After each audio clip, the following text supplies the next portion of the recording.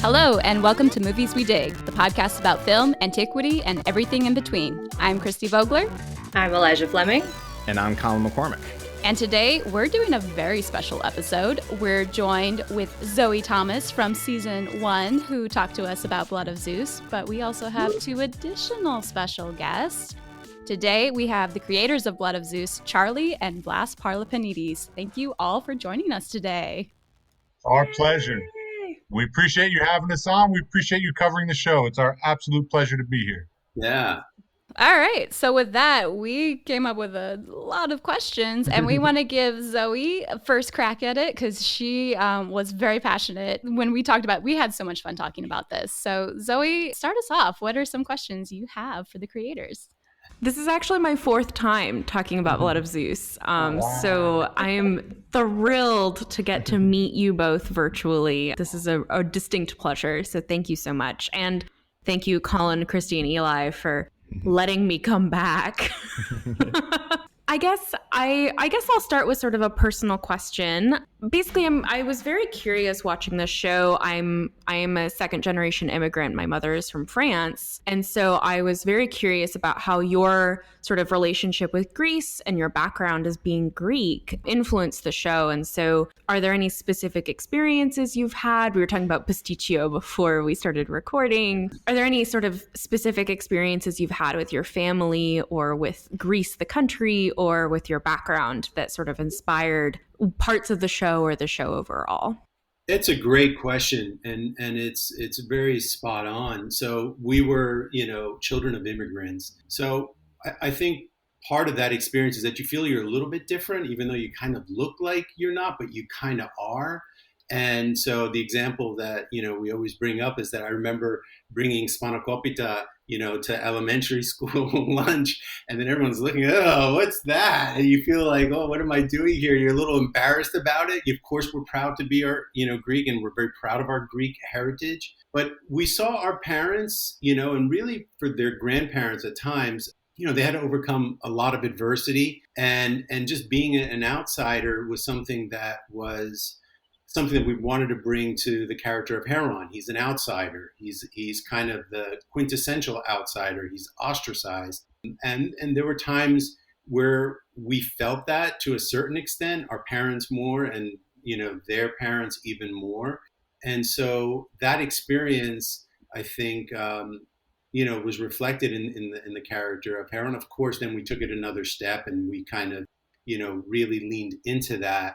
And so I think it's a very good question, and I think that one of the things that makes that character relatable is that he is an outsider, he is ostracized, and I think all of us at some point, no matter who we are, feel that way at some point in our life. Regardless of what our ethnicity is, I think we can all relate to that and feel that sometimes.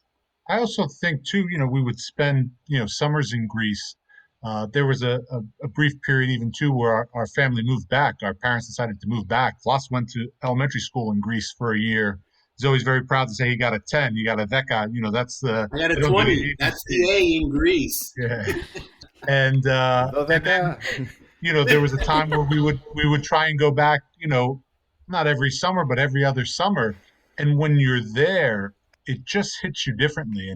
And even I remember on a more recent trip, this was back in 2005, my wife, we went to her father's Chorio, my Petero, the village where my father-in-law's from. And there's a monastery there. And there at the monastery, in the one wall, the face of Aphrodite is still there because they kind of like plastered over the quote-unquote like pagan deities. And it just kind of strikes you that like, this is the home of some of the most amazing minds of antiquity, and they worshiped these gods, and they lived in a world where this is where they came to for guidance. And when you really start to think of that, it really then this world that is what we would consider fantasy and almost like, Lord of the Rings type world. No, they lived this and they believed it, and this is how they made sense of the world. And it just like I said, it stirs your soul.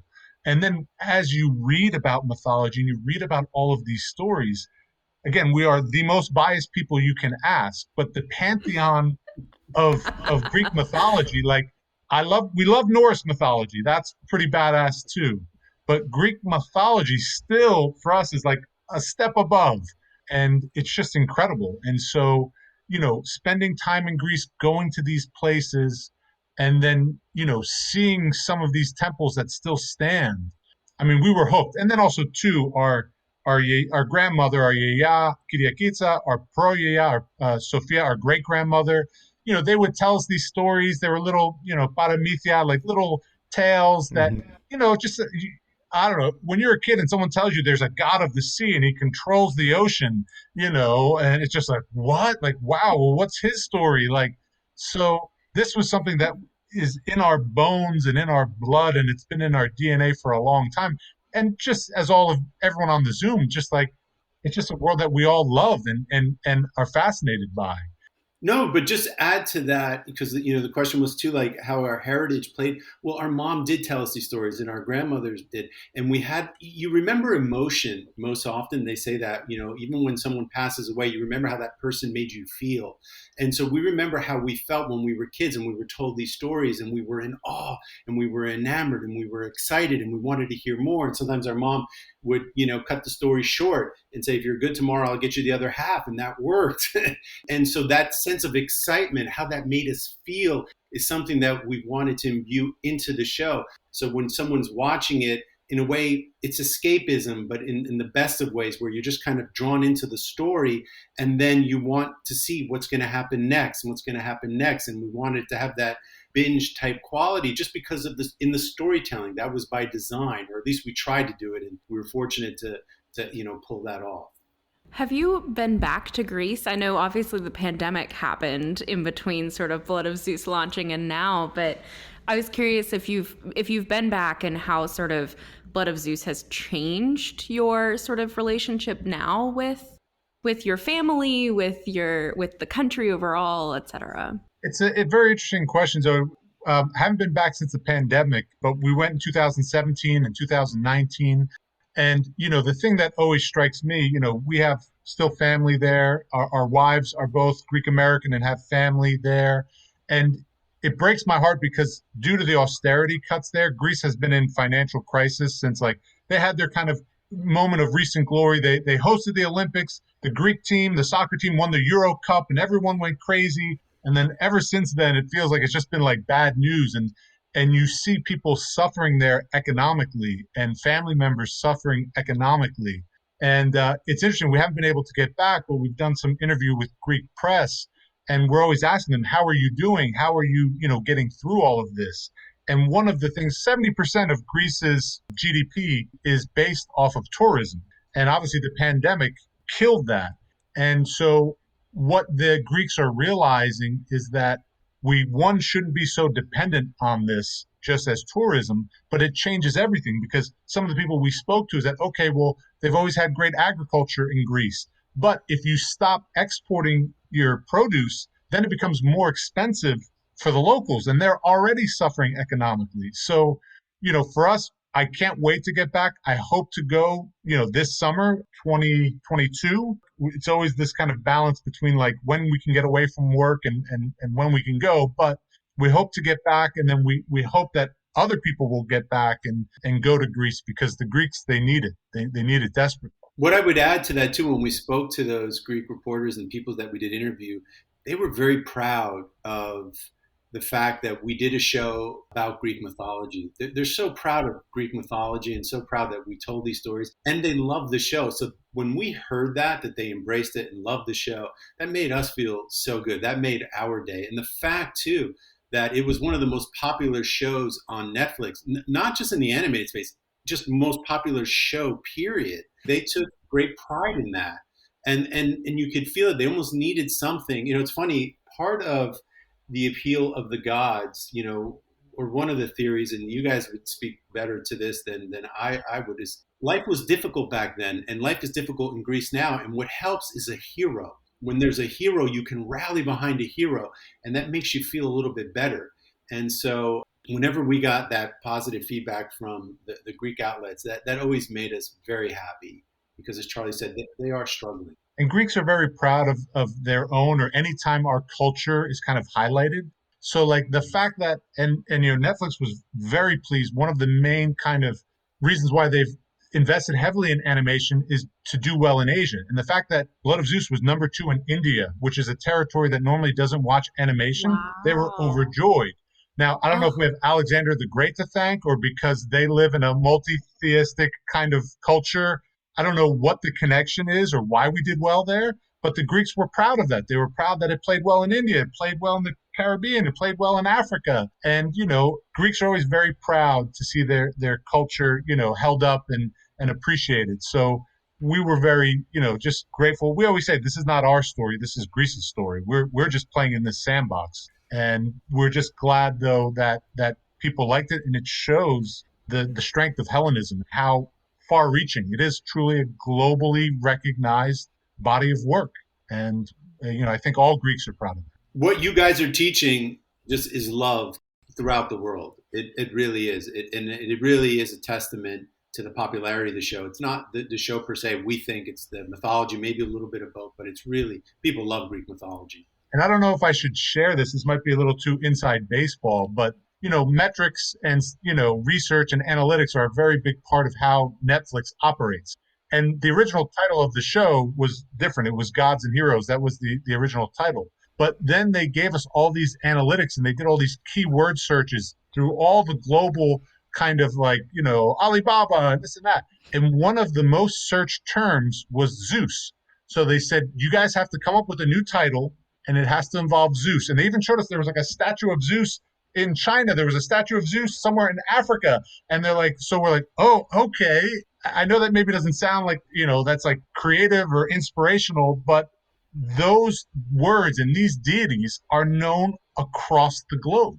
And there's very few things that have that same kind of global appeal. You know what I mean? If you see a lightning bolt, most people will have some connotation of Zeus. If you see a trident, they will think of Poseidon. And there's only probably, a dozen or so things that have such strong universal connotations. And I think Netflix was, very smartly, they understand how to market and sell on their platform.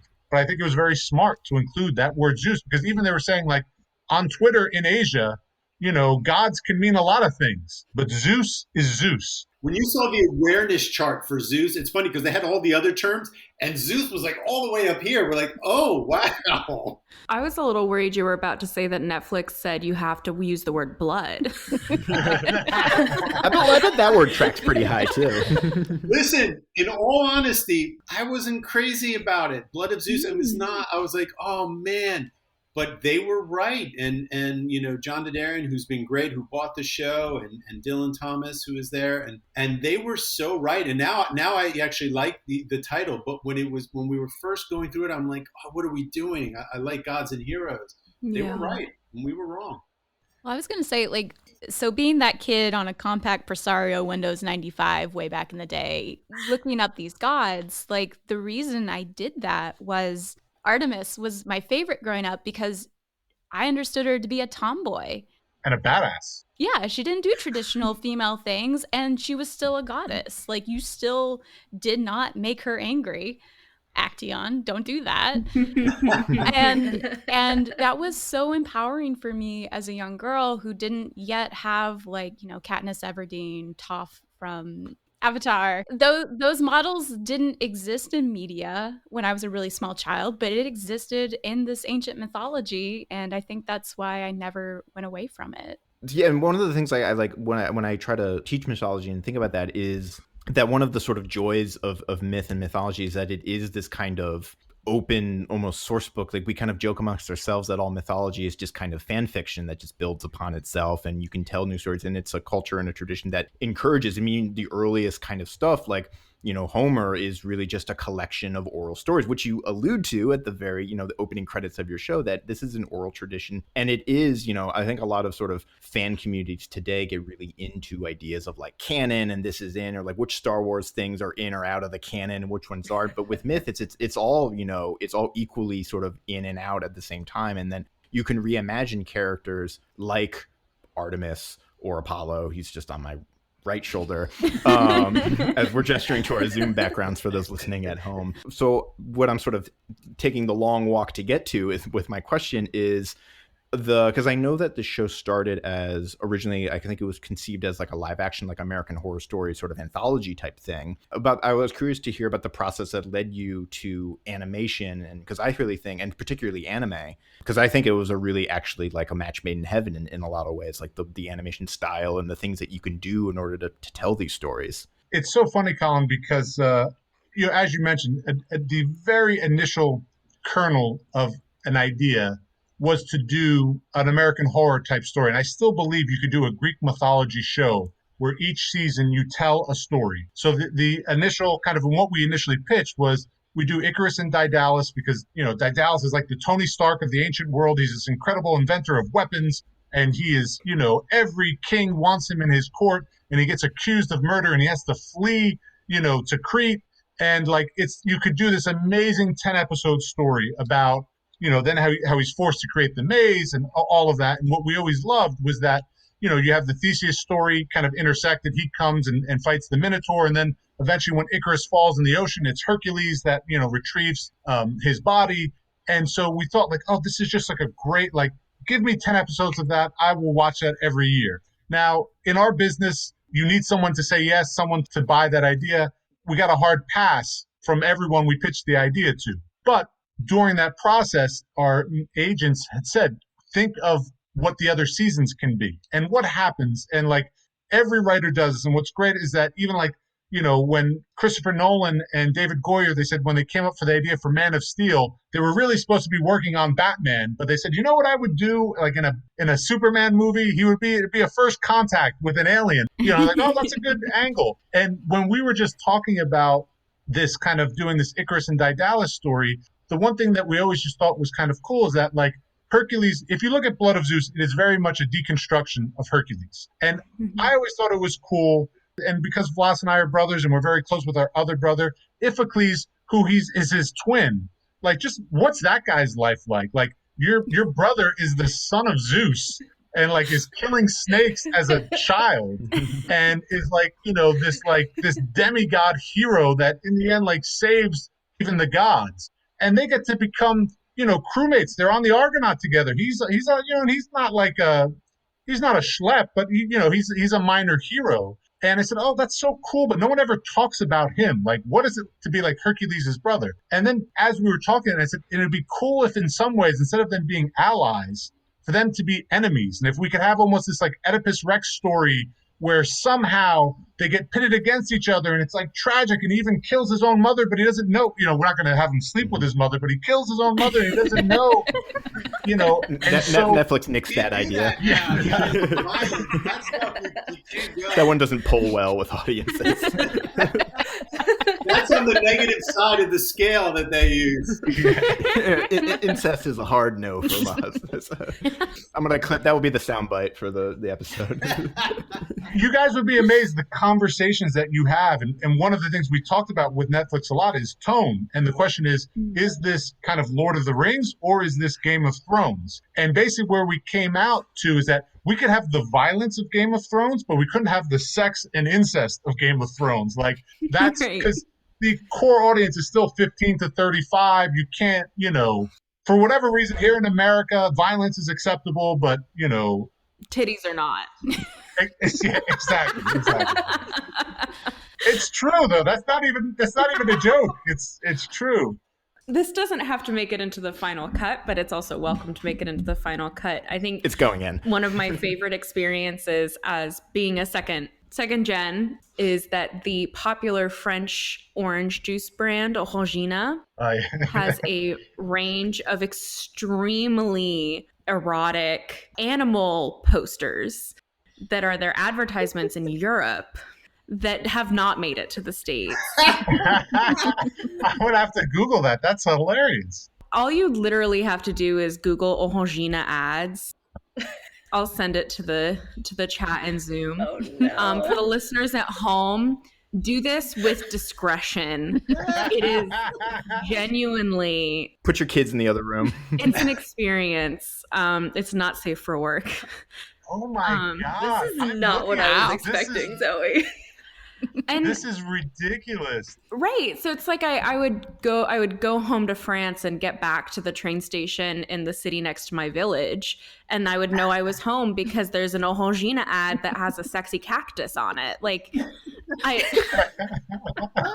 totally unrelated to all of this other than the American puritanism towards sex. No, but you talk about, this is the Pulp Fiction of it all. Like, when we were in Greece in the summer, the TV, you would see female breasts, and like that never happened. Like, oh my God, like, Right. it is a different aesthetic, in Europe.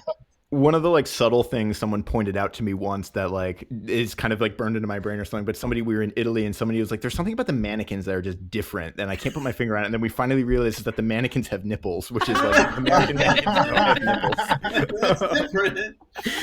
It's like you don't notice it right away, but Well, it's funny, Colin. We took our daughter to Olympia, and there's a great museum there, and she was like 6, 7, and she's like, Dad, and like her eyes went really big.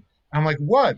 And she's like, look at the statue. You can see his pee-pee. And I'm like, oh my God, I didn't even think. Like, we think we're doing this, like we're being good parents and we're exposing her and we're traveling. And like, that's what her 6-year-old brain kind of, noticed. Of course, naturally. Well, and I actually had a question relating to the violence that is in the show, because I watched it again with my students recently, and the shot of Hera's arm being cut off and just looking to the inside of the arm, I'm like, that's some really good detail there. But also particularly when Seraphim finally gets to meet Acrisius and he just goes to town on that guy. Yes. And a different class of mine, we'd been looking at depictions of madness in Greek plays and how they were usually portrayed as very violent episodes, but you didn't actually see it on the stage. It was always described through a messenger secondhand. So that was what was really interesting to think about, is in Greek myth, when it was being put on stage, you didn't actually see the violence, even though it's very violent. I'm kind of curious, what did you guys feel about that, putting that into the story? I always loved, Aristophanes, and I would read his plays, and all of those early playwrights, they were all soldiers. They were all warriors. And in a lot of ways, when they describe the unseen wound, and when you look at a lot of the drama that they create in their plays, it's them really working through what we would call PTSD now. And some of the plays are very violent in not their depiction, but in what they're tackling. And so I think that's a very human connection. Socrates, everyone thinks of like Bill and Ted's and him kind of quoting through the sands of time, but like he fought in the front line of a phalanx. He was a veteran, and he was recognized for valor. Now, he didn't come home and write plays, but all these playwrights, they fought and they saw death up close. And sometimes, we always try and understand what it is to experience something. Like, imagine what it is to stand, like, whenever we go to Sparta, my wife's family is from near Sparta. And Sparta, I love everything about the Spartan culture, but the city itself is not anything to, like, you can skip that on your trip to Greece, to be honest. Like, and that's probably awful for me to say. We just lost all of our Spartan listeners. I'm sorry. I've been there. I can confirm that there is one statue that you go and meet someone for a date, and that's about all there is to do, apparently. So, yeah. It's like one main road that leads to the big thing of Leonidas, and then there's some ancient, like, of what used to remain. But when you think of, like, what it is to walk, to hold a shield, and then take an 8-foot spear and drive it through someone, like, that's pretty brutal. Like, I know all warfare is brutal, but so then when you start to humanize what that feels like, I think that's why all of these initial Greek playwrights, they were all soldiers, and they all felt they needed to, express themselves. Now, part of it is too, Colin mentioned bringing Greek mythology and anime together.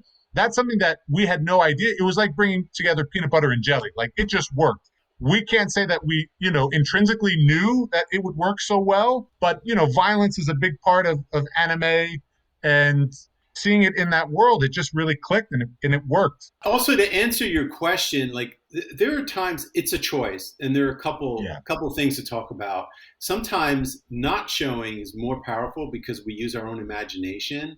And I always lean towards that. I always love, if you look at, I just saw a making of Halloween, and I'm not a horror guy personally, but one of the mandates was they didn't want to show blood. And if you watch Halloween, they don't have blood on it, but it's so scary because you use your own imagination and you fill in those blanks. I always lean towards that way of telling the story, but sometimes you do show, like, it can't be more graphic than that scene that you referenced where Seraphine's pounding, away. It's also a directorial thing. Those were some things that the director brought to the table. It wasn't, say, written in the script. It was written in the script that he really wails on the guy, but that's elevated and that's also compounded by the music. So all these things are working. But for me, with violence, like, we always love this idea of the sacred and the profane. So if you're going to show some of this violence, you also have to have a good message there. You got to have something positive. And for me, as long as it's not gratuitous, just, violence for the sake of violence, that I just know that I'm completely against. But if it's a depiction of like a character and it's being true to that character and true to that world, and yes, it's graphic at times, but there's also this spiritual component. There's this positive message there, and both are equally represented, or at least there's at least a component of the spiritual side. Then I'm okay with it. So it comes down, to answer your question, whether you show the violence or you don't. It's an aesthetic choice, and it's at the end of the day, it's like what is most effective.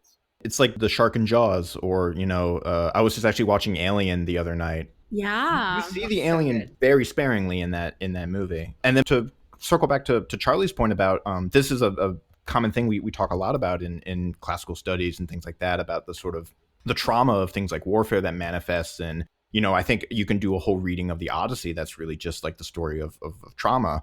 And also not just that the playwrights themselves, like Aeschylus and Sophocles and guys like this, were intimately familiar with warfare, but also the audience themselves. If you're in Athens and you are, a male citizen of a certain age, you have done military service. And, it's not just, it's both for the playwright, but it also this reciprocal nature of art, because the audience themselves are going to see this on stage and have that, like Aristotle talks about, the catharsis and the purge of your emotions, and to think about this. And it's a very sort of even though it's a story about Orestes or whoever on the stage, like, you've never met Orestes or Heracles or any guy like that, but like, it's speaking about something that's very intimate and personal to your experience. Well said, Colin. And Colin, when you were just saying that, it just reminded me of, like, again, we don't go in the office anymore. We've been working from home since COVID hit, but normally we sit in our office and there's just two desks that are right next to each other. And we just kind of just come up with just like, what if? And when you were talking about the Odyssey, we always kind of felt like that feels a little bit like BS, that it took him that many years to get home to his wife. Like, is that really true? But we always had this one idea that what if after the Trojan War, it's 10 years, the Greeks finally break through, Agamemnon standing there with his brother, and they bring forward Helen of Troy. And, Menelaus just goes white. He just goes blank. And his brother looks at him and is like, what? He goes, that's not her. And they realize that even though they spent 10 years fighting, that she had already split and was in Egypt. But if their men find out, they'll kill him. So then they call over Odysseus, who's like their most trusted general. Like, listen, you need to go find the real Helen of Troy. And that's why he was gone so long. And that's why, he didn't, or unless he got high with the Lotus Eaters, like, that sounds like the biggest BS story you tell your wife. Like, oh, this happened and this happened. You guys see that show? Maybe that's a show. Maybe we can. I'd watch it. Well, I would love it because that's a deep cut reference to a Euripides play that nobody ever reads or talks about, called The Helen, where Menelaus is sailing back and he lands in Egypt, and then Helen's there, and they're like, what? And then the Helen on the boat with him disappears, and she was an eidolon, like an image the entire time. And I wasn't even familiar with that. That's great. No, you guys are like, you're right on the money. You're there. Herodotus mentions that idea too. He talks to Egyptian priests who claim that Helen was in Egypt, and he's like, and I believe it's true, because why would Priam just not give her back? Like, why is he letting Paris hold on to this woman for 10 years? That's like, that is, I think, like the ancient equivalent of like, why didn't they just take the Eagles to Mount Doom kind of thing? Like, it's that sort of like it needs to, we need to suspend our imagination for the story to happen. Yeah. Because otherwise, like, they would probably just give Helen back right away. And I remember in the Herodotus that Christie's talking about, they call her the temple, or like Herodotus sort of translates, I forget what the Egyptian deity is, but he calls it foreign Aphrodite, and he says this was actually Helen that came here. Wow. Oh, I love that. Foreign Aphrodite. That's great. A little segue, and part of the popularity for the Greek gods, we were talking about gods. The Greek gods, and you guys, correct me if I'm wrong, were the first that took on human qualities. So the Egyptian gods at that time, they had the head of a, different animal and whatnot. And that, I think, it was a big deal that the Greek gods looked like us, and that made them more relatable. And Christie had mentioned before, just having characters that you could identify with, and the fact that they were, anthropomorphic gods. Anthropos is the Greek word for human. And yet, so they had the human qualities. They had our, weaknesses and our, good qualities. They were angry, they were jealous, but they also loved. And I think that helped make them more relatable than other gods at that time. To bring it back around, this, I think, actually is like, this is your kind of, like you were saying, that the show is kind of a breakdown of Heracles, but also it's kind of a breakdown of Zeus, because this is, I think, one of the show is really interested in kind of really analyzing sort of the foibles of Zeus and his kind of, his shortcomings and his mistakes. And the main arc, or one of the main arcs to me at least, was Zeus kind of sort of paying the piper, so to speak. Yeah. Well, to be honest, Colin, listen, the truth is we are very biased in our views because, like, growing up, Zeus was cool. He throws lightnings. He's the king of the gods. He's the one that saves his siblings. He's the one when Typhon attacks, he's the only one that doesn't run. But then when you get older and you read some of the other stories, like, he's actually a really awful ruler, and, like, even in the most petty of ways, you know what I mean? Like, whether it's the sexual assaults, whether it's, okay, Prometheus, pissed them off, but he's going to find a way to, like, screw over, Prometheus's niece too. Like, with Pandora, like, he's not a good guy in the canon of Greek mythology, but we liked him growing up. And so what you always try and do with characters is that you try and find the emotional core that makes them human. And so, like, this is a very small thing, but, like, we always loved the story of when, Hephaestus knew that, Aphrodite was cheating on him with Ares, and he drops the golden net on him, and that Apollo and Hermes are, like, making fun of their brother who's had this happen. Mm-hmm. That's where the idea of the three of them, like, training and fighting together all kind of came to be. So with Zeus, it's like, well, he was raised separate from his siblings. He was raised by his grandmother. He didn't have a direct parental relationship with his parents. So how does that affect him? Someone on Twitter said, like, that's the most ghetto backstory I've ever heard. Like, and I was like, but he was this kind of, so again, it's, for us, he is not a great character in the mythology, but we always loved him. And then we try to humanize him in this story. Yeah. And then what you always try and do, it's the Christopher Nolan thing, is that if you can create conflict that is tied to 3 or 4 characters and they each have a different point of view, then he believes the story unpacks itself. It unfolds. And for us, what we felt is, okay, if we have this story about the birth of Heron and Seraphim, and they're kind of, Heron and Seraphim are going to be kind of on opposite ends of this on a mortal level. And then Hera and Zeus are obviously on opposite ends on an immortal level. That's great. We have these 4 characters and they're all tied to this one event.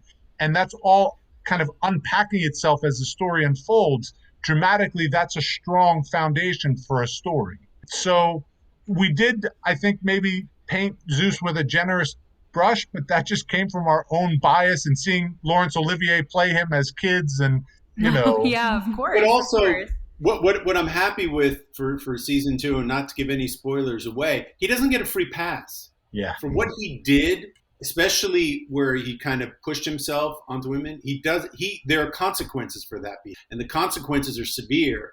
And so I'm glad that we come down hard on him in season 2. Now, hopefully also too, all that's going to make it in. So it's not like, oh, well, because, we like him, all that stuff can be just, kind of, he still has to stand before the judges just like, anyone else. And you know what? Those are severe, and there are consequences for that, and he's going to pay the price for that. And hopefully he'll learn. I think enjoyed very much your discussion of Clash of the Titans, though, because I have to say that was a film that was, once VCRs became available, that played pretty regularly in our house. Well, and I watched it again, and definitely in the later episodes, it became, because we watched Clash of the Titans recently to talk about that, and I was just like, Bubo was a really obvious reference, but then seeing Talos and the Talos fight again with Seraphim, and I'm like, man, how did I miss that the first time? So are there other Easter eggs that we missed from Clash of the Titans? Or were you guys, like, to me, there's a lot of superhero references too. Hermes is pretty famous for having inspired the Flash. And it seems like you guys kind of incorporated that back into his representation here. So I was just kind of curious, where was inspiration coming from? That is something we've always pitched about this, that, the Greek gods, the Olympians, were the first kind of superheroes, and they had true nemesis. The story of, the giants, they were actually each a bane. Each one was brought into the world to kill that Olympian, to take on that Olympian. Sean, our director, who's an amazing guy, who's also a quarter Greek, for the record. He is an even bigger fan of Clash of the Titans. He told us that in the design in episode 107, when they first go into the kind of the cave, the labyrinth, where they're looking for the giant remains, that kind of sitar that they come across, he says is inspired by Calibus, who is, this kind of made up character from Clash of the Titans. Yeah. And if you look at the two side by side, you can see that. I'm trying to think back now, bro.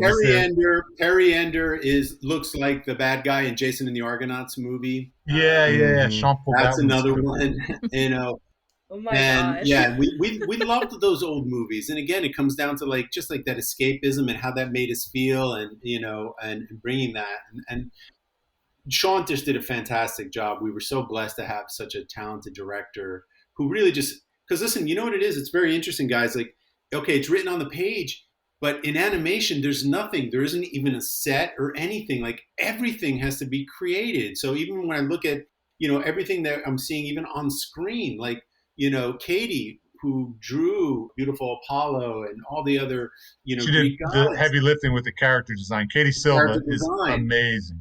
Yeah, everything has to be created, and he has to know every moment. He has to know, like, okay, is Apollo, does he have an apple? Does he toss that up and down as he's talking to Electra in that scene? Like, he's staging everything and creating everything and bringing it to life. And someone that understands the dramatic moments and moments that you're building to and how to actually bring those to life, that's a real talent. He has that. I'm curious if there are any, because it's this collaborative process between you, the director, the art team, and everyone. That if there were ideas where like that came sort of from the other side, or like you saw something on the page and you're like, oh, genius, like if any like stood out to you like that. We were blessed working with the team. The way we love to work is, we try to keep ego out of it. And now Charlie and I have been doing this, for a while, and I think we've grown spiritually and psychologically and on all different facets in our lives. And we've reached a place like where it is about best idea. And if we're fighting for something, it's because we just believe, okay, that's the best idea. It's not because I need to get my idea in. So we brought this like best idea wins. That's what Spielberg, that's a mantra that he has. And everyone embraced that. Thank God we had just great people working on this. So it was never about, I need to get my idea in. It's like, best idea wins. So whenever there was a great idea, it's a light bulb moment. That's how you know it's a good idea, because everyone's just like, why didn't I think of that? Oh my God, yes, of course. And it's evident. It's where you're like, does that scene work? I don't know. And those usually, no, 9 times out of 10 don't work. So it was just like that collaborative process and just allowing people to like pitch their ideas, because sometimes even if it's not a good idea or if it's half baked, that sparks another idea. But creating an environment where people feel comfortable and you're not afraid, oh, I'm going to look stupid or whatever it may be. And, having this kind of mantra and living by best idea wins, I think helped this entire project, from the character designs, from the directorial component, from music, from story, from every facets of the process. And to be honest, Colin, to answer your question, like the way that the process works is like we write the scripts and then we would sit down with Sean and go through the scripts line by line and do geography, and we would give him references and photos and even, images from art. I'm very grateful. She just recently passed, my art history professor at Swarthmore, Connis Hungerford. You don't know how many things that I sent Sean that were like literally like pulled from references that she showed us. But then after we've gone through it with Sean, he takes the board artists. First, they do the design work. There's a team in Austin led by Katie Silva, who's constantly, we're talking, hey, you know what, like, Poseidon should have Michael Phelps's body, is what we said, because there was a version where he was very stocky. And we said, no, if this guy's swimming and surfing all the time, he should look tall and lean and and we literally like Google searched Michael Phelps, sent an image, and that's the body Poseidon has. But then after you have what's called a handout meeting. So Michael Phelps, fan of the show. And if you look at him, honestly, they took that literally. Like, if I found the exact Google search image, like it's his, you can actually see it with Christie kind of leaning over. That's Michael Phelps's torso. Like, that's how he's built. I love it. Now, is that the right choice? I don't know. Nobody knows what Poseidon looks like. There's statues of him. We said the gods are all described as beautiful, and that they're this epitome of, physical beauty. But then Sean has what's called the handout meeting where, he's giving one or two scenes to different artists. And it's their job then to conceptualize a first pass. And sometimes what will happen is that he'll be like, hey, guys, like, I gave this scene to Will, and he mentioned that, like, maybe it'd be cool to do X or Y. I'm like, that's a great idea. Like, yeah. The thing that happened is that there were so many cool things that we couldn't get into the show that we had to lose. Those are the things that stick in my mind. I'm sure people had lots of great suggestions. We did episode 207, 107, we animated last because Sean very rightly said, 108, the finale, is going to crush the animators. They're going to be exhausted. So I don't want that to be the last episode. I want them to have enough in the tank where they can do a good job. And so we actually animated 107 last.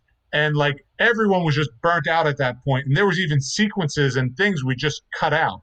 The one thing that was cool is that like what people see as they go through the fields of the dead, some of those like with the spiders and the stuff like that, that was stuff that the board artists came up with that we thought were just really cool. But it was more so like there's a bunch of things that we had written and that they even boarded that we couldn't animate. And those are the things I still miss. And they're called thumbnails. There's like a sequence with Alexia that I still watch. And can we slip this in somehow? It makes no sense to get it into season 2, but like, part of me still wants to get it in there. Just speaking to Alexia, there were two things, because once she starts off very strong, and then like people said, well, she kind of peters out. And we had another scene where we show that strength that she had that just got cut. We just couldn't get it in. And then we had another scene that had her backstory, because we don't know her backstory. And that killed me, because I knew it. I knew that like, it just tore my heart apart, because I knew it would be an issue and we wanted to spend more time. The greatest challenge in all of this was that we had like 20 pages. And as Charlie said, there's 4 different kind of perspectives. It is a story about the 2 brothers. And we love all these other characters, but it's so hard when you're just limited to the 20 page count, 21, to get into and to delve into all those characters. So that is something, I think sometimes that criticism, I think it's fair. And the reason is for the reason that we only have so much time. We only can focus on so many characters, and we love so many characters that we keep putting them in. But when you put them in, that's great, guys. But then you're not paying off certain things. And we could just take this and make those 8 episodes into 16 episodes and what have you. So it's always that struggle of, okay, these are our characters. These are the moments that we have time for. This is the real estate we have. And we just have to try to do the best we can with the time that we have. We had this like sequence with Dionysus, and he had a couple scenes because we wanted to, again, the gods are immortal in the sense that they don't die and disappear. Like what we clearly, I think, hopefully established in season 2 is that a mortal can die and then they go into the underworld. A god can die and then goes into the underworld and is judged. But then if people still continue to pay tribute to them, if they continue, to still care about that god, it's more like a timeout, and then they can come out of the underworld. And we wanted to introduce Dionysus in a few different stories dies. And we had this kind of little arc with him because we wanted to set up the idea that a god could die before Zeus blows himself up. But, Sean told us, like, guys, we're never going to be able to animate all of this, and we cut it. And I remember we were having a meeting, and Meredith Lane, who was the casting director, when we told her that we cut Dionysus and that was one less speaking part, she was like, oh, thank God. And I saw the relief because we were cutting pages and cutting characters. And I was like, oh yeah, we really need to like, we're maybe pushing too hard, and so there are things that we lost that you have to make do. That's the process of making a show. There's always sacrifices. Maybe if you're like the Russo brothers, like you don't have to sacrifice everything and you get everything. But I bet you if you had them on a podcast, they would tell you like there was this sequence and Marvel made us cut it. We couldn't afford it, and even though it's a $250 million budget, like so. We always say if you want to just like what you want to write, like your heart's content, write a blog. That's because in our business, that's not gonna happen. I have a question about Alexia, and it might go into spoiler territory, so you don't have to answer it. But like, I keep watching her, and I want to like her so much because she's reminiscent of what drew me to Greek myth, of like the Amazon women, Atalanta as a heroine. So something that I watched finally the third time was that Alexia is referred to as an Amazon, but she doesn't call herself that. And so I was wondering if this is just a title that's been given to her because of her training and everything like that. And the fact that there's a lot of stuff that doesn't really match up with Amazon mythology about her. The fact that she has a mother and a father that's shown in the field of death scene. That's like that wouldn't be a thing. So you're very wise, Christie, very observant, very observant. Okay, so there is something still there, and she's not necessarily an Amazon, but like I keep holding out for a badass Spartan princess or something like that. So yeah, there's more to, and the backstory addressed the questions that you have, and we're going to delve into those in season 2. And she's a character that I just want to spend even more time. And it's going to be tricky because, again, like we fall into the trap of like, okay, season 2, where's the focus going to be? There's a love story at the focus of it, not giving anything away. And so then, but it's also Heron and Seraphine's, story. But we're going to get more of Alexia. And I think that is very astute. And we're going to address, okay, why are they 2 parents and who exactly is the mother? And then how was she brought up? And then that's going to inform her character more. And what Vlas is also referring to is that, and I think people kind of realize this from the tag, so it's not a spoiler, but Hades and the underworld and his story, that's all a huge part of season 2. And so there are things that like, again, like, oh, we didn't get to put this in season 1, but part of it is like, you want to make sure you fully tell this other story now. So like we're getting some of it in there, but it's always that balance of like not wanting to just like jam it in there because we didn't get it in there for season 1. You know what I mean? Mm-hmm. But there is a story. We address it, and then I think we'll be able to, in the end, what we'd hoped to explain in season 1 might take 3 seasons, but hopefully we'll get it all in there. With any luck, the success of season 1 buys you some, capital going forward, and the success, the rising tide lifts all boats or something. Yeah, no, you're absolutely right. That's the hope. I think all of us are excited for an underworld story because like that was, I think, one of their favorite scenes that we talked about was the pan over of the underworld, and you're like, yes, I'm ready to see this. Yes. To take a moment, I just thought that was like such an effective storytelling scene. There's no words, pure images, just action, where you see, Hermes collect the soul, take the soul. I think like a weaker show would have just had somebody sit down and be like, this is what happens to souls in the underworld. But no, we see it play out. We see the souls waiting on the shores of the Styx. We see what happens to her soul, the coins, and it all happens almost wordlessly. And then I was like, I think it was episode 3 or 4. That was my favorite opening of any of them. It's one of our favorites. And that's the director. Sean just nailed that. And he did that beautifully visually, and the music and the pan in the underworld, that was all Sean. And I don't know if you want to tell him the story, but like he really sacrificed a lot to get that shot. Well, because that was a sequence we talked to Sean a lot about. And there's a lot of layers to it, but we had explained to him where the season 2 would go and what some of the things that would happen.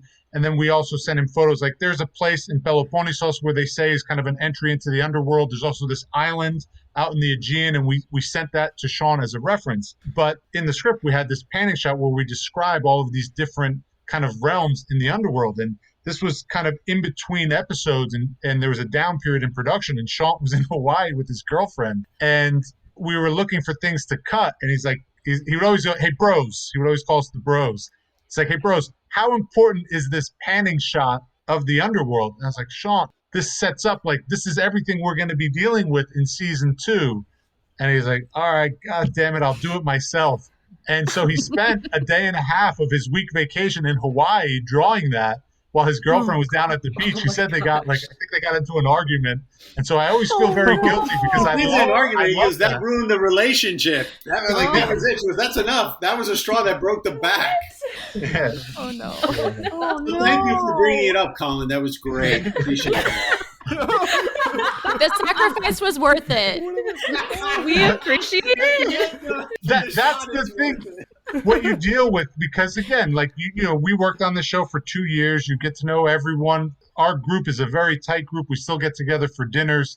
We had an amazing group of people work on this show, and everyone works very hard. And like it's that fine line. Like we're glad that Shot's in the show. We wish that didn't happen to Sean. He had asked 2 different board artists to do it. Sean, being the amazing kind of perfectionist that he is, he wasn't happy. He showed us, you know, where they kind of landed, and he felt in his head he could do it better, and he did. But you know, it took a day and a half of his vacation. So we took him out to dinner as a thank you, and That he knows made up we're for indebted. it. Yeah. I love your description of talking about tone and sort of going in between Game of Thrones or Lord of the Rings or like superhero like DC or Marvel, which maybe have some more like comical effects to them. And I feel like Blood of Zeus just like weaves this very great line in between all of those. And it has some of my favorite, I would call them fantasy tropes, like the magic sword, divine parentage. But I appreciate that you guys kind of always put a little bit of a twist on some of these. So do you have a favorite fantasy trope? Are we going to see some new ones maybe in season 2? You don't have to answer that part, but things that you really enjoy from Myth that you maybe wanted to make sure were in this story. You know, maybe that's why this is going well, because we're on the same page. We love this idea, like, okay, this is something you're familiar with, and you know, something you're familiar with in mythology, but we're going to spin it a little bit. So what you think is the way it is for the reason it is, yeah, no, there could be another reason, but at least you introduce that. You have something to anchor or to hook people with. And a big part of that is going to happen in season 2 with something that, oh, you've seen this relationship, but we're going to tell you what really happened and why you believe what you believe, why it was that story Why was the told. story was told. Yeah, here's the real reason why, which is kind of also what we did in some ways with the opening titles of like, okay, it's an oral tradition, but hey, here's one that's lost. And so, I don't know, there's something cool and fun about doing that. So do we have a favorite one? You know, listen, Charlie came up with the idea that these guys should be brothers, the Hercules story, and I think it was brilliant. And we love, you know, Breaking Bad, and one of the mantras on that show is like, you go forward by looking back. So you just look, okay, well, if this happened, well, then how does it inform, you know, decisions for the characters as they go forward? And so a lot of our process stems from working that way. I would say probably my favorite is in terms of like taking something that's familiar, but then spinning it is what we're going to do with Hades in season 2. Awesome. Yeah. Awesome. And you know, Elijah, you have all these conversations because like Vlas said, when you're doing animation, you're literally building everything. And so we would have these conversations, and some of like Sean and some of the board artists, you know, they're like, listen, we don't want to do quips. Are there going to be quips? Like when you have the initial meeting, because like people left like very stable studios to come work on the show. And Powerhouse is like an indie, they're kind of like an indie rock band, you know, like, so people were leaving Sony and these big companies to come make the show because, you know, like there's one board artist, he's like, and I don't want it to sound like it's like slanderous, but he worked at a very big comic book company. And he's like, I'm so glad I don't have to draw in moments for the quips where they stop to make a joke because I always thought they were stupid. And I'm so glad that you guys aren't doing this with this show. But that was like a conversation with Sean that we wanted to play the drama real. We wanted for this to feel epic and mythological, and that we don't have to have, and cinematic. Cinematic. That was, again, by design, from the music to the way he, you know, the shot selection, that was all by design. Because if you watch anime, like especially Japanese anime, like they save their budgets for the action. So there'll be scenes where people are talking and you're just on like a static shot of like the phone, and it's just kind of panning, and there's no animation there, but they're just doing that to save their assets and money for the crazy action sequence. But what happens is that you don't have that kind of traditional filmmaking reaction shots. And that's something that, we really want to do, is to make the emotion land. So like Vlas said, we just love mythology and fantasy, and we wanted to do an adult version of this story. And what was great is that once Netflix was cool with that and signed off on it, and we kind of figured out what was the acceptable level of like violence, and they, they're very clear about, nudity and sex. So that pushed us away from Game of Thrones. But we were also told we kind of had to deliver the action and violence that's expected in anime. So it wasn't, Lord of the Rings, which we love, but obviously they're not as, no one gets a knife through the eye or, gets beaten to death. Frodo doesn't bludgeon anyone. So it's finding that balance, and that's fun. That's the fun part of the show. After we've written, having these conversations, because you can take the same script and do a hard R version, or you could do a PG version, and just by sprinkling in a few jokes and directing it differently. And just want to say, Netflix, we're so grateful, and especially to John Dadarin, who gave us this opportunity. They were just great. They were just great to work with. It was the most fun we had professionally and creatively in our entire career, because we were also involved through the whole process. On the film side, you get rewritten. It's a director's driven medium. We saw this story from inception of idea all the way to the very, very end. And we got to tell, the story with some very, very talented people. And we told the story we wanted to tell, for better, for worse. And so that was very gratifying. But I still have to blame Netflix for the lack of monster titties, is what I'm hearing. While we are on the subject of sex, because this was a question at the end, was like, who is Apollo in bed with? The two people, because like it's been killing me for the longest time. We basically said it's the story of the male lover from Sparta that he hit with the discus. I can't think of his name. That's why he has the scar. That's why he has the scar along his head. And then the nymphs that he was always associated with. Those are references that there's no way from watching the show you would ever surmise. And it's better to keep them a mystery, so you didn't hear that. Like, we don't know. Let people keep asking so they can come back to it. Well, when we get to it, when you actually say the answer, I'll just bleep it out. It'll just be it's not for me to know. I needed that because I would spend time like freezing the frame, like shots like this, and be like, okay, that's who that is. That's who that is. Sure, Christie, that's what you were looking at. That's what you were paying attention to. I want to solve mysteries, and I need to know who everyone was. And that bedroom scene is like, who's that? Who is that? Also, Christie, it's very smart though, because there are certain gods, because of we kind of pitched Sean what would happen in the first episode of season 2, and we're like, we need to see Athena, we need to see Demeter, we need to get them on screen. Now, Artemis. There's other times where he would say, Artemis, we need to see her because she's going to do X, Y, Z. There are other times like this scene, it doesn't matter. You put whatever god you want in. And then they would go and look through these like lesser gods. Like, hey, what about, we're like, great, whoever you want. And Austin, whatever you want them to look like, have fun. Now, some of those gods are actually, the artist drew themselves into the show. And so they're not even like, which we didn't care. We were happy that, like, knock yourself out. Like, you guys are working your butts off.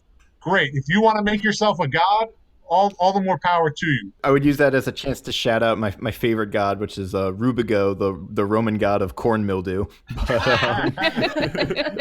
That's Colin's self-insert.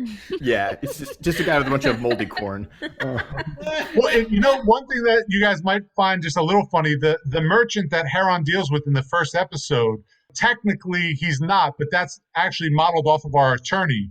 He wanted to be in the show, and so we sent Austin his headshot, and that is, I mean, technically we're not, because he didn't sign a name, image, and likeness thing. But if you Google Jeff Frankel and you look at that image, there might be similarities. We have to get.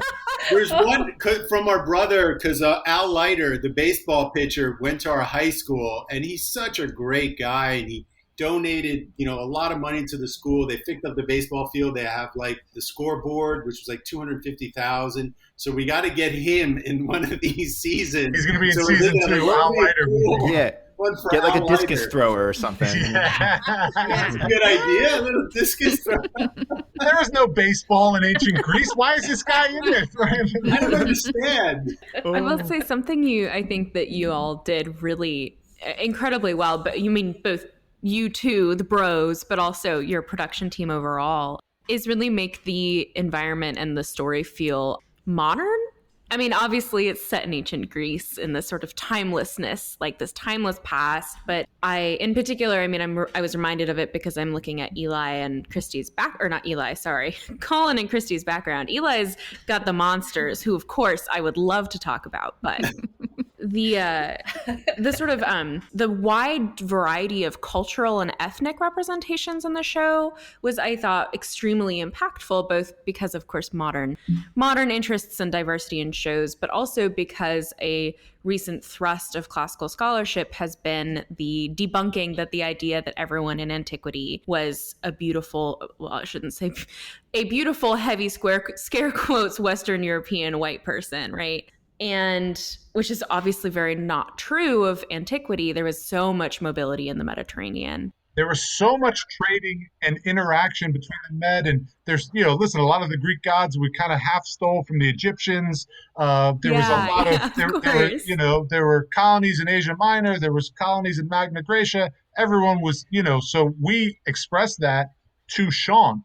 The other thing that, again, it's probably one of these stupid conversations, how did you guys waste the whole day on this? But we had sent Sean a bunch of, pictures of ruins and temples that we had been to. But then we had the conversation that that's how they appear now. But when they existed, Christie, you were in Crete, it's amazing what you see, the colors and the vibrance. So is it just kind of white marble, or do we color some of it, or do we do in between? And it's we went on and on, belabored it, because part of it is I don't know if the general audience, Colin or someone made it, or maybe it was Elijah, but they mentioned that there's a lot of exposition gets thrown out in the show by the audience and some side character. And part of that is our unease as, as writers, do they understand what's going on? And do they get this? And you never want the audience to be confused, and you don't want them to be confused by what they're seeing either. Because I think if you ask most modern viewers, they would think that temples were just white and it was all pure white marble. And, they think of Mykonos and they see the white paint and the blue roof. They don't realize the Elgin marbles were painted and they were beautiful and there was gold and so you're trying to make up this fake aesthetic. Do you do truly what it looked like? Does that feel weird to the viewer? Does that feel foreign? We don't know what the right answer is, but we would have these conversations, and then you just look at it and be that's cool, or no, that's a little too much. Let's, pull some of this out. And to be honest, we should probably hire a classic, consultant. You've got 4 waiting right Yeah. here. I know. There you go. You've got 4 right here. But to speak to Zoe's point, we're proud of that. We're very proud of it. And we're glad that it's in there. The diversity. The diversity is part of it. Yes. Yeah. And also, speaking to monsters, according to Netflix, monsters are very popular. So it's according to their metrics. Yes. So. It's one of their most... Monsters were awesome. They have 30 buckets that they use to categorize shows, and monsters is a bucket that does incredibly well. And so we had long discussions with Sean. The giants weren't even... in mythology, they're the same size as the gods. If you look at some of the pottery and the ceramics, they're equal in height. But when you say the word giant now, intrinsically, you think something big. And so we said, Sean, maybe we should make them bigger. And then he's yeah. And I don't want, Sean's big thing is I don't want a row where all 12 silhouettes are the same. He goes, that's just not interesting visually. And so we then went on this process of creating giants, and so it's that's the fun part of all of this, and why doing it in the animated space is so much fun. I can't wait to see what they do with Cersei at HBO. That book is amazing. I think it'll be a great show. Those are amazing writers, but part of it is part of me feels bad for them because that stuff's hard to pull off in live action. It's much easier when it's just hey, Aaron, draw this. She's Will, draw a this. great writer, the author of Circe. I mean, I just Madeline read that. Miller. Yeah, shout out to I'm Madeline in awe. Miller. I have it right here. Oh, Actually, love that it. inspired it. Does that look familiar? That's where we got the Blood of Zeus. Oh yeah. Yeah. Oh, wow. Because we're huge fans. Oh my gosh. Cool. Yeah, The intertextuality. We're talking about the cover title for listeners at home. Yeah, the yeah. cover of Madeline Miller's book.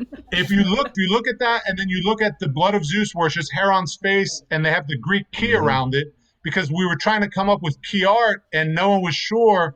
And someone said, we should just do a Circe title. And they're like, yeah, that's a pretty good idea. And one of the artists came back, and that's how we ended up with that. She's brilliant, though. That author, That's I an just amazing read her book. stuff. I'm blown away. Just blown away. I'm like, okay, she's in a whole other league, in my opinion, with her prose. She just is. I think I'm speaking for everyone, but I'm confident in this. But I would say that the giants are probably one of our favorite parts of the show, and we just sort of love that's the cool. monsters and the creativity. What gave that away, Colin? I had a real random kind of question, which is, I was just wondering, actually, have they made any like action figures or things like that? Can you get like a physical one of these guys? Is that, You is that should, in bro. the- You should send them what There's- that one artist. There's this made. one artist in Dubai who reached out, and he's been making 3D. He's been 3D printing these sculptures that he created of the gods, and they're amazing. The one he did of Hermes and Hades, they're so good. And we forwarded them along to Netflix, and Consumer Products is looking at it. And we were very grateful that they released the soundtrack. That's something they don't normally do. And they've said maybe for season 2, for the launch, they would do something with figurines, because and I asked him if he could make, we're not saying the 100-handed one or, but even just the Cyclops, which was very much an homage. That's the Harryhausen Cyclops, to the T. Absolutely. It's a direct homage to that. So we would love to do something like that, but that's kind of above our pay grade. We'll see where they shake out. Netflix they're this beehive of creativity and production, but they're just so you just see they're just constantly onto the next. And so we just hope that this will be something they do maybe for season 2, though. That would be really cool if they could do some. I want a figurines. musical. That's what I want. I really do. I want the musical version of Blood of Zeus. Oh my gosh. So that sort of makes me think, and we can sort of maybe use this as our wrap up for you guys, wrap up thoughts. If you had the dream project, no budget, would you choose the musical? You had all the time in the world, or would you choose the animation? Would you choose the live action miniseries, or a movie? Wow. What's the dream? Vlog. For me, that's an easy question. No, the dream's easy because we're dreamers. Our parents always were dreamers. They instilled that in us. I'll instill it in our children, because life is short, and it's important to have dreams, and it's important to try to live those dreams, and it's important to try to be true to yourself in a world where everyone's lying to you. I think people owe it to themselves to be honest with themselves. It's the very least you can do, and that brings you wherever it brings you. But the dream is this has been a dream so far. It's been one of our mother's prayers that was answered, because to be doing this, especially during the pandemic, there are huge writers that just aren't getting work right now, and we're doing this, and we're loving every minute of it. And then for the dream for me would be to finish this, and we know where the story is going to go. We have an idea for a spin-off where we can explore also, hopefully with some female writers, female characters, which is something that we're very excited about. Because again, this is a story about the two brothers, and the focus has to be there for now. We're going to do all we can, but we can't force things, and we're going to do all we can. And we'll see what happens with, the spin-off. But for dreams, the dream would be to finish this story. And then maybe if they ever Netflix wanted to do a live action version of it, that would be a dream. And then to do a musical too. I know it sounds crazy, but I don't know. 6 seasons and a musical. Yes. There's always a Yes. musical Dream. episode. Always. all of That'd it. be great. You could have the Yeah. muses show up and inspire everyone to sing. It'd be amazing. Because then, because there are things that we were just, Charlie and I, and we're crazy because we're always thinking about it and we're obsessed with it, and attention to detail matters. But there are things that we didn't get to explore, even the animation, because again, we're limited to that 20 pages. different ideas and stories and just to delve into more of the characters that you would be able to do in the live action space, because it would be an hour. And you would work with some other writers, like, this is what we were thinking, this is what's there, this is what we felt worked. And there was always this idea that we had, or this storyline. So, that would be a dream to be able to do it also in the live action space. And, if there's a musical, I would love that too. So who knows? What do you think, bro? Well, like you said, the spinoff, and that I'm just so proud of. We wrote the script, and Netflix is, they said they want to develop it. It will all depend. That will only go forward if season 2 does well. So fingers crossed. Tell your listeners season 2 to show up. Yeah. Fingers crossed. We love working in the animated space. We still have a bunch of live action features that are some of them are kind of starting to come together, but I've loved animation. There's the story of Leonidas. If you really look at his story, like if I won the Powerball, first and foremost, I would do something laudable. I would do something charitable, give back to mankind. But there is part of me I would use on animation and just be able to make the show the way we wanted to make it.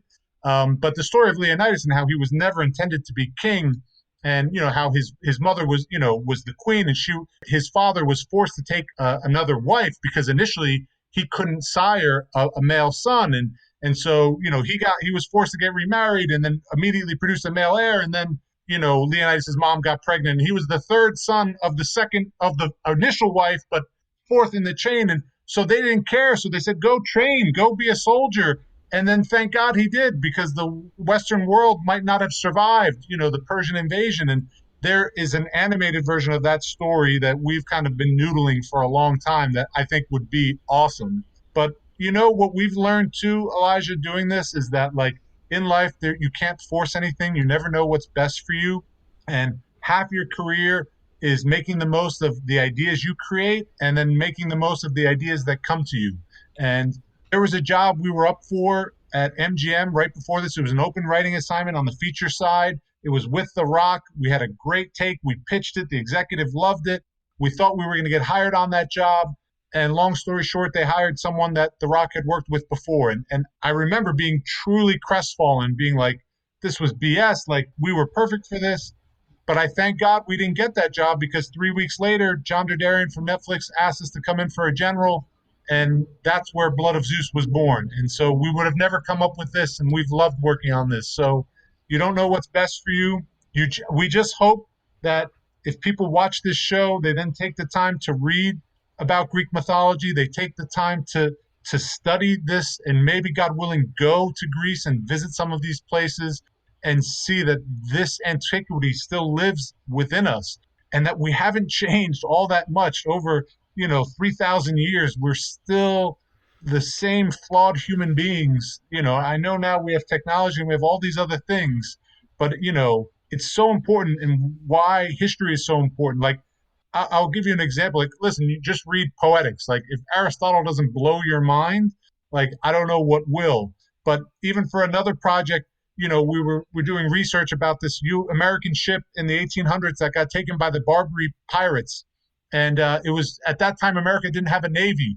And this is the first time we sent troops overseas. It was these Marines, and they hired 7 Greeks to come with them to try and rescue them. That's where, in the Marine Corps hymn, The Shores of Tripoli, that's where that comes from. It's a reference to this mission. It's the first time they raised the American flag overseas.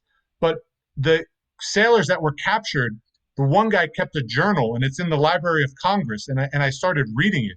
And this guy was so articulate. I don't know if he was the Ernest Hemingway of deckhands or what, but like, I was blown away. And I think sometimes we have this like arrogance because we live in this modern world that we're somehow smarter or maybe better. And I think nothing could be further from the truth. And that's why when you can go back and read these first person sources, the stuff that you guys probably teach and are on your syllabuses, we see how complex and dynamic we have always been, and that the human condition continues to evolve.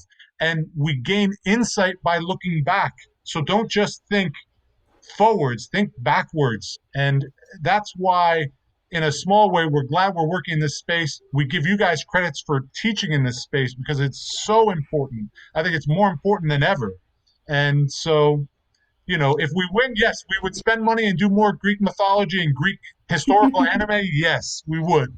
But so in the meantime, we're very happy to be doing this. Absolutely. And I would add that we want to thank all our fans and people like you too that talk about the show.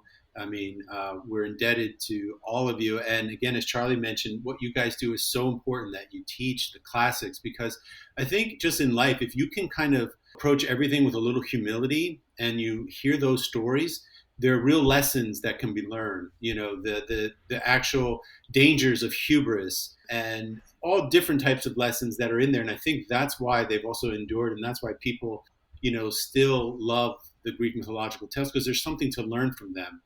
And so I'm just glad that we have good people, you know, like you guys teaching them, and that you continue to do that. And just want to say thank you again, because we're indebted to our fans. How can you not love Greek mythology? There's either like a love story, or someone does something that angers the gods and they punish them, and that's like juicy kind of soapy stuff. Like, it's all just great. My students today were translating, it was a Latin class, sadly, not ancient Greek, but they were translating a short story that corresponds with the chapter they just finished in their textbook that was about the marriage of Peleus. And my students were their favorite parts about these little stories we translate that are primarily myth-based is how dramatic all the gods are. Because the students get so into it. They get so excited to translate, you know, a language that they don't necessarily like learning. I didn't love learning Latin. I loved where it got me, but the process can be painful. But they always get so happy when it's about myth, because it's so universally, sort of the emotional aspects of it are so universally appealing. So true. It's so funny you mentioned that, Zoe, because I'm maybe a little ashamed to say this, but you know, our daughter now is into the challenge on MTV, and we were watching it yesterday, and there was a guy, there's both Americans and Europeans, and the one guy said, like, well, you know, I'm Spanish and he's from Spain, so we both speak Latin. And I was like, oh my God. I was like, Sophia, no, that is not what Latin means. They speak Spanish. They are both Latin, but they do not speak Latin. That is a whole different language spoken by the Romans. And literally, that was just Wednesday's episode we watched. But the other thing I'll say about the Romans, like, they may have conquered the Greeks, but then Hellenism conquered Rome. Like, if you look at Byzantium, yes, they were Romans, but the Greek influence is strong. So I've written papers on this subject of, you know, Horace famously says that, you know, a captured Greece conquered its sort of rustic captors or something like that. The Romans themselves were deeply anxious about that kind of thing. It's true. There's that famous quote though from the Romans. I always love them, bro, we're going to steal this. And you always kind of steal every once in a while. And like, I shouldn't be saying this, but there's that famous quote, you know, where they talk about the emperors and they say, you know, you can kill everyone except your successor. And I always think that's so interesting, because like, yeah, you can kill, but eventually you can't kill your successor. Someone's going to step in, and, you know, we might give that line, you know, someone's going to say that to Kronos, but I just don't know who yet. Ooh, yes. Oh, I love it. Well, I think unless my co-hosts have any last ones they want to jump on, I just wanted to thank you, bros, once again, the Adelphi Parlapanides. Thank you so much for coming on the show. It's been really amazing having you. It's just been really, and just not post like just the knowledge and about myth and about the show and all the sort of behind the scenes, but just the warmth you're bringing to us and to your fans. I just think that's really commendable and really, really fantastic. And I'm really looking forward to hearing more from both of you. Well, we'd love to come back. And the reason of that, I think it comes from you guys. So, you know, that's coming. I was joking with Zoe. Hit us up when season 2 drops. Yeah. We came into a warm room. So, you know, it's all just thank you. We love the podcast. We appreciate you guys covering the show. And the one thing I would say to your students is that I know this seems like a bleak time, and it has been the most surreal time of our lives. But we always, you know, we mentioned our great-grandmother, Yaya Sofia. She was born in what is modern-day Turkey. She was an ethnic Greek living in Turkey, born in the early 1900s. During the burning of Smyrna in 1923, she was 19 years old and she was pregnant. And a Turkish officer came and shot her husband in the head. And they set the town on fire, and she had to flee as a refugee. She went to Greece. She, you know, found some relatives to live with. Then the Great Depression hit. And then after, you know, and one of our relatives who had come to America and was sending money because he was working at a grocery store, he was able to send money back. The money became worthless because of hyperinflation. They ended up using it as toilet paper because it had so little value. Then the Nazis invade Greece and occupy Greece for 5 years. 1 out of every 10 Greeks starves to death. Then what happens? You have the Civil War and the communists, and like the communists, like there's this amazing story where they hit our mom in the stove, and they left our great grandmother Sophia with, who at 40 had been wearing black for 20 years, and everyone thought of her as an old lady, and she was only 40 years old because the communists wanted to kill our grandparents. And like she endured all these things, and she was still very positive and always happy, and like we've just gotten used to a very high standard of living and relative like calm and peace in the world. And the last few years have sucked and been crazy, but like all things relative, like we're okay. And there are better days to come ahead. And one thing that she always emphasized with us is to be positive, even through hardship. And I hope people, it's a very cynical, dark time. Don't let that stuff poison you. I just want to add to that the last thing, and it goes back to Greek mythology. So there was hope in Pandora's box. And, this debate whether hope was a good thing or a bad thing, obviously you want to be hopeful that you can achieve something, but you don't want to be delusional. I want to, I hope to make it in the NBA. Well, that's not, but there's also that hope that, that can actually help you, sustain you through those dark times. And we believe hope does come from the dark. And we believe, in terms of which hope it is, that it's a good thing, and good thing happens with hope, and we have hope. And so they should all have hope that things are going to turn around, as Charlie said, and that things will, become better, and there will be brighter days ahead. So hope's a good thing. Tell them that. If they have a question of which one it is, tell them that. Thank you both again so much. We're really looking forward to season 2, and staying in contact and just hearing more from you. And thanks again for gracing our show with your presence. Pleasure. Bye. Our pleasure. Thank you. Thank you.